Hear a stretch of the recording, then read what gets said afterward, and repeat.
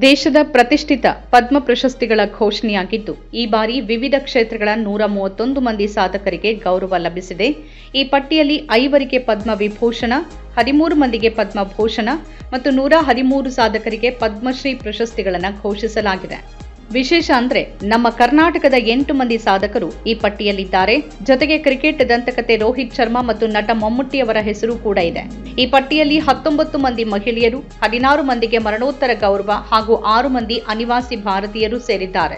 ಕರ್ನಾಟಕದಿಂದ ಆಯ್ಕೆಯಾದ 8 ಮಂದಿಯ ಪೈಕಿ ಕಲಾ ವಿಭಾಗದಲ್ಲಿ ಅಪೂರ್ವ ಸಾಧನೆ ಸಲ್ಲಿಸಿರುವ ಶತಾವಧಾನಿ ಆರ್ ಗಣೇಶ್ ಅವರಿಗೆ ಪದ್ಮಭೂಷಣ ಪ್ರಶಸ್ತಿ ಲಭಿಸಿದೆ. 7 ಮಂದಿ ಕರ್ನಾಟಕದ ಸಾಧಕರು ಪದ್ಮಶ್ರೀ ಪ್ರಶಸ್ತಿಗೆ ಪಾತ್ರರಾಗಿದ್ದಾರೆ.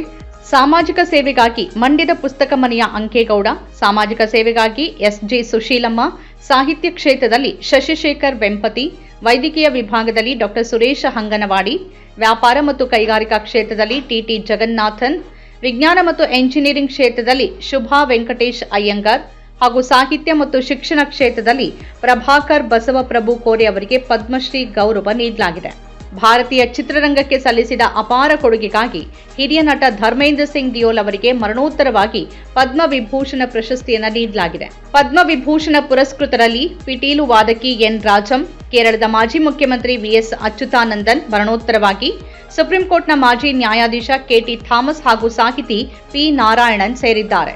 13 ಪದ್ಮಭೂಷಣ ಪುರಸ್ಕೃತರ ಪಟ್ಟಿಯಲ್ಲಿ ಗಾಯಕಿ ಅಲ್ಕಾ ಯಾಗ್ನಿಕ್, ನಟ ಮಮ್ಮುಟ್ಟಿ, ಕ್ರಿಕೆಟಿಗ ರಾಜಕಾರಣಿ ವಿಜಯ್ ಅಮೃತರಾಜ್, ಬ್ಯಾಂಕರ್ ಉದಯ್ ಕೊಟಕ್ ಹಾಗೂ ಜಾಹೀರಾತು ಕ್ಷೇತ್ರದ ತಜ್ಞ ಪಿಯೂಷ್ ಪಾಂಡೆ ಅವರಿಗೆ ಮರಣೋತ್ತರವಾಗಿ ಪ್ರಮುಖರಾಗಿದ್ದಾರೆ. ಸಾರ್ವಜನಿಕ ಜೀವನದಲ್ಲಿ ಸಕ್ರಿಯ ಪಾತ್ರ ವಹಿಸಿದ್ದ ಭಗತ್ ಸಿಂಗ್ ಕೋಶ್ಯಾರಿ, ಶಿಬು ಸೊರೇನ್ ಮರಣೋತ್ತರ ಈ ವಿಭಾಗದಲ್ಲಿ ಸ್ಥಾನ ಪಡೆದಿದ್ದಾರೆ.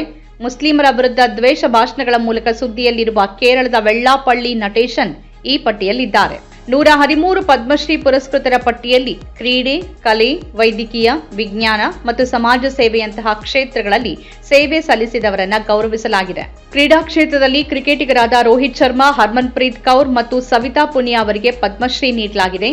ಇತರ ಪುರಸ್ಕೃತರಲ್ಲಿ ನಟ ಪ್ರೊಸೆನ್ಜಿತ್ ಚಟರ್ಜಿ, ತಬಲಾ ವಾದಕ ಕುಮಾರ್ ಬೋಸ್, ಆಂಕಾಲಜಿಸ್ಟ್ ಡಾ. ಪ್ರತೀಕ್ ಶರ್ಮಾ ಮತ್ತು ಹಿಂದುಳಿದ ಪ್ರದೇಶಗಳಲ್ಲಿ ಕಾರ್ಯನಿರ್ವಹಿಸುತ್ತಾ ಇರುವ ಸಾಮಾಜಿಕ ಕಾರ್ಯಕರ್ತರು ಸೇರಿದ್ದಾರೆ.